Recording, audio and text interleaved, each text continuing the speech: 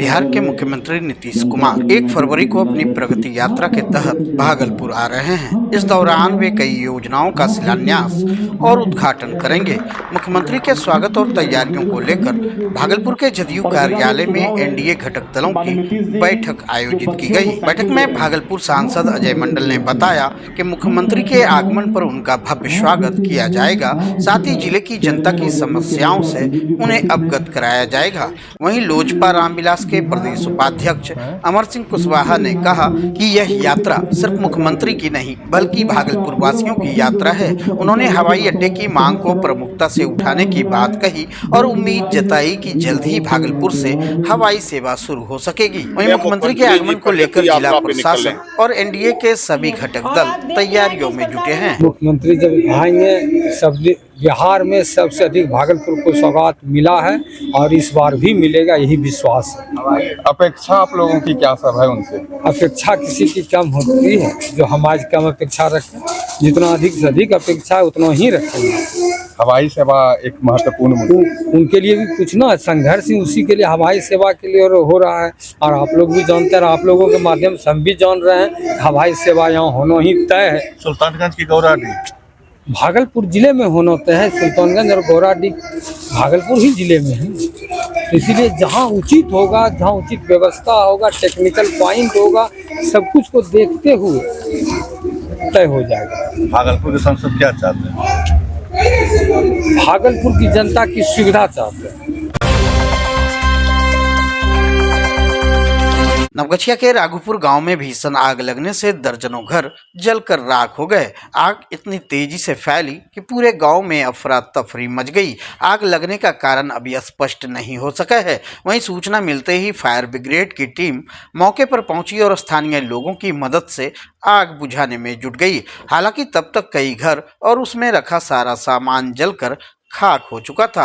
आग पर काबू पाने के प्रयास जारी है। वहीं प्रशासन की टीम भी मौके पर पहुंचकर स्थिति का जायजा ले रही है।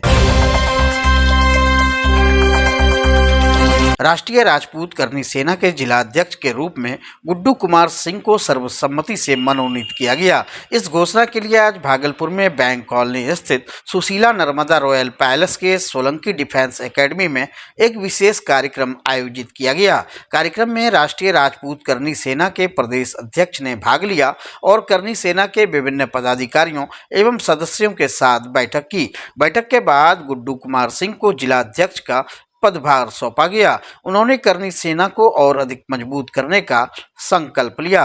इस अवसर पर प्रदेश अध्यक्ष ने गुड्डू कुमार सिंह के उज्जवल भविष्य की कामना की और संगठन के कार्यों को गति देने पर जोर दिया। कार्यक्रम में भागलपुर के कई करनी सेना पदाधिकारी और सदस्य उपस्थित रहे। तो ये 9वां स्थापना दिवस सैनिक सेना का मनाया जा रहा है, उसके लिए वह कार्यक्रम है। तो मैं ये राजपूत करनी सेना एक कौम की नहीं है, ये सभी कौम के लिए काम करती है। किसी भी कौम को अगर जरूरत पड़े तो राष्ट्रीय राजपूत करनी सेना उसके लिए तैयार है।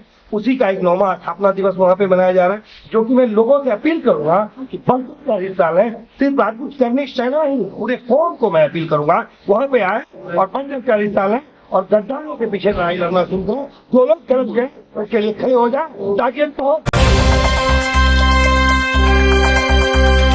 झारखंड के गोड्डा सांसद निशिकांत दुबे के जन्मदिन के अवसर पर उनके कार्यकर्ताओं ने जगदीशपुर स्थित गोनू बाबा धाम में सनातनी रीति रिवाज से हवन पूजन का आयोजन किया। इस कार्यक्रम में सांसद की लंबी उम्र, स्वास्थ्य और यशस्वी जीवन की कामना करते हुए भगवान से पूजा अर्चना की गई। कार्यकर्ताओं ने सांसद के समृद्ध और स्वस्थ जीवन की कामना की और साथ ही उनकी कड़ी मेहनत के लिए आशीर्वाद लिया। इस अवसर पर कई प्रमुख लोग भी उपस्थित थे, जिनमें मंतोष कापरी, भाजपा कार्यकर्ता बैद्यनाथ मंडल, हर्ष उत्सव झा, नरेंद्र कुमार झा सहित अन्य भाजपा कार्यकर्ता शामिल थे।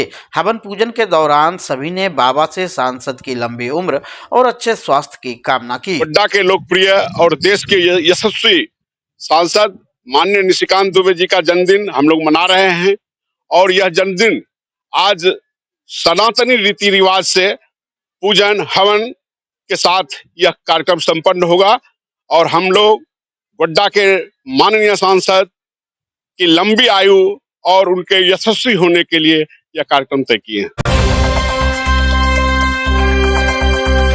अपनी अपनी मांगों को लेकर होमगार्ड के सैकड़ों जवान सड़क पर उतर आए और सरकार के खिलाफ जमकर विरोध प्रदर्शन किया। पुरुष और महिला जवानों ने हाथ में थाली बजाते हुए समान काम के बदले समान वेतन की मांग की।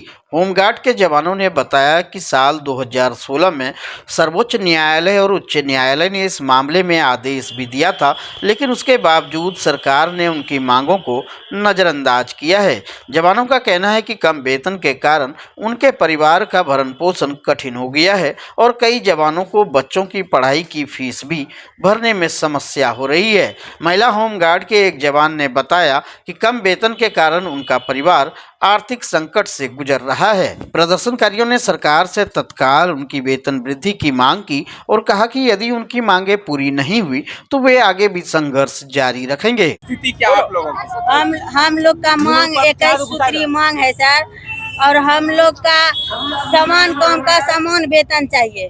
हम लोग महिला होके ड्यूटी करते हैं, नहीं तो विशेष अवकाश मिलता है, कोई सुविधा न छुट्टी का है, हम लोग का कोई सुविधा नहीं है।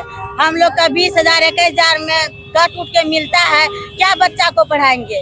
खाने के लिए नहीं मिलता है, आगे हम लोग क्या भविष्य बच्चा का बना सकेंगे सर? दिक्कत हो रही है, बहुत दिक्कत हो रही है हम लोग। क्या नाम हुआ आपका? मेरा नाम गुड़िया कुमारी है। बिहार गृह रक्षा वाहिनी के जो है उपाध्यक्ष हैं जिला इकाई भागलपुर। हम लोगों का मुख्य मांग है कि सरकार 16 से अभी तक जो court, high court, supreme court का जो डिसीजन हुआ है उनको सरकार लागू नहीं कर रही है और हम लोग यथावत जो है चरणबद्ध आंदोलन जो है 27, 28, 29 को जो है करेंगे। अगर सरकार नहीं मानी तो हम लोग जो है 30 तारीख को बिहार विधानसभा के लिए पटना के लिए प्रस्थान होंगे और विधानसभा घेराव के लिए हम लोग सभी जवान पूरे बिहार के सभी जिला के प्रतिनिधि जो है हम लोग चक्का जाम आंदोलन का जो है आह्वान करेंगे और चक्का जाम आंदोलन जो है सरकार के विरुद्ध हम लोग करेंगे और पूरे जिला, राज्य से लेकर के पूरे जिला इकाई में जो है हड़ताल की घोषणा होगी। क्या नाम?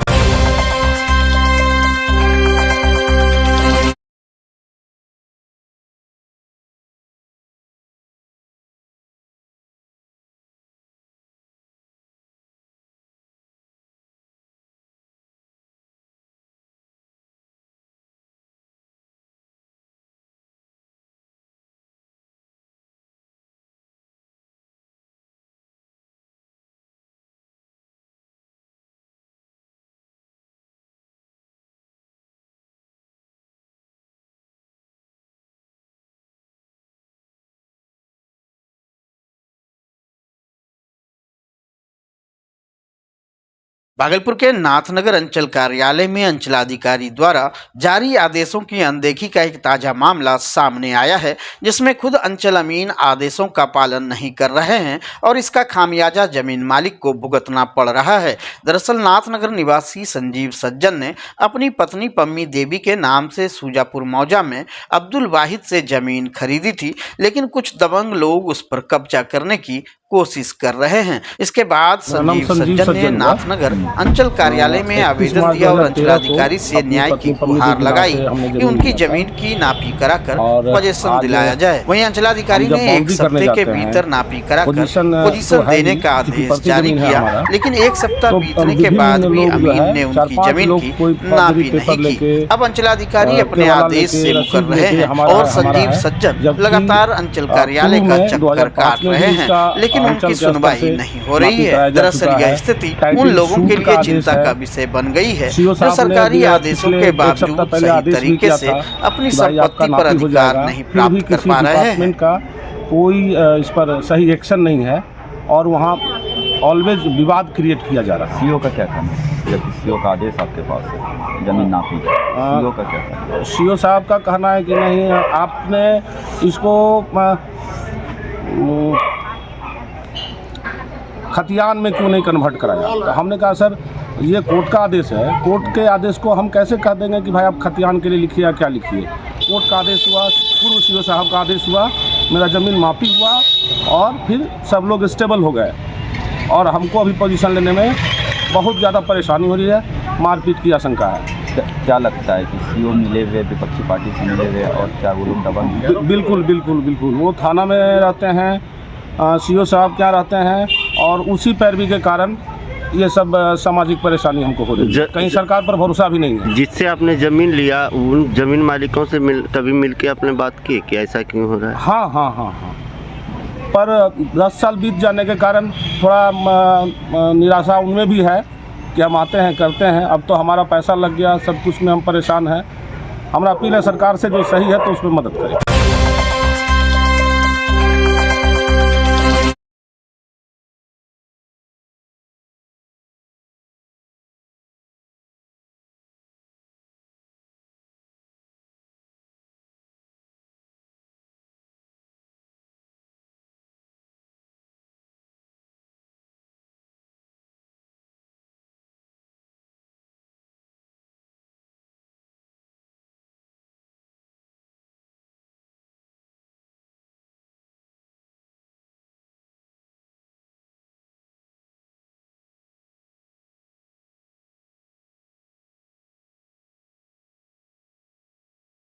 सुल्तानगंज नगर परिषद सभागार में आयोजित सामान्य बोर्ड की बैठक में हंगामा हो गया।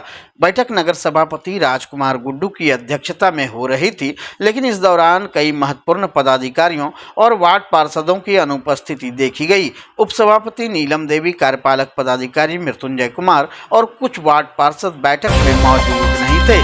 बैठक में नगर परिषद के विभिन्न वार्डों में सड़क, नाला, जल जमाव की समस्या का समाधान करने और एनआईटी के माध्यम से कार्य करने के प्रस्ताव पर चर्चा हो रही थी, लेकिन इस दौरान उपसभापति नीलम देवी के प्रतिनिधि सन्नी कुमार ने बैठक में सचिव के नियुक्ति को लेकर सवाल उठाया। नगर सभापति राजकुमार गुड्डू से बातचीत के बाद यह सामने आया कि बैठक का कोई सचिव नहीं है, जिसके बाद बैठक अधिकृत नहीं हो सकी। वहीं वार्ड प्रतिनिधि मोहम्मद इजराइल ने बैठक का बहिष्कार करते हुए हंगामा किया। इस पर मामला बढ़ने पर सुल्तानगंज थाना पुलिस मौके पर पहुंची और स्थिति को शांत कराया। बिहार के भागलपुर जिले के जगदीशपुर थाना क्षेत्र के बलवाचक गांव में सरस्वती पूजा के लिए प्रतिमा बनाने वाले कारीगरों ने अपनी परेशानियों को साझा करते हुए सरकार से मदद की गुहार लगाई है। मूर्ति कारीगर सुनीता देवी ने बताया कि पहले मिट्टी आसानी से उपलब्ध हो जाती थी, लेकिन अब मिट्टी मिलना मुश्किल हो गया है और उनकी बढ़ती कीमतों के चलते मूर्तियां बनाना बेहद कठिन हो गया है। उन्होंने आरोप लगाया कि सरकार इस समस्या पर कोई ध्यान नहीं देती है, खासकर उनकी जाति कुमार समुदाय के लोगों की ओर। सुनीता देवी ने सवाल उठाया कि उनका परिवार अपना भरण पोषण कैसे करेगा जब पूरा परिवार मिलकर मूर्तियां बनाता है, लेकिन उससे उचित लाभ नहीं मिल पाता है। वहीं कारीगर पवन कुमार ने बताया कि ठंड के मौसम में प्रतिमाएं बनाना और भी चुनौतीपूर्ण हो जाता है। उन्होंने बिहार सरकार से अपील की है कि इन पारंपरिक कारीगरों की समस्या पर ध्यान दिया जाए और उनके लिए उचित समाधान निकाला जाए।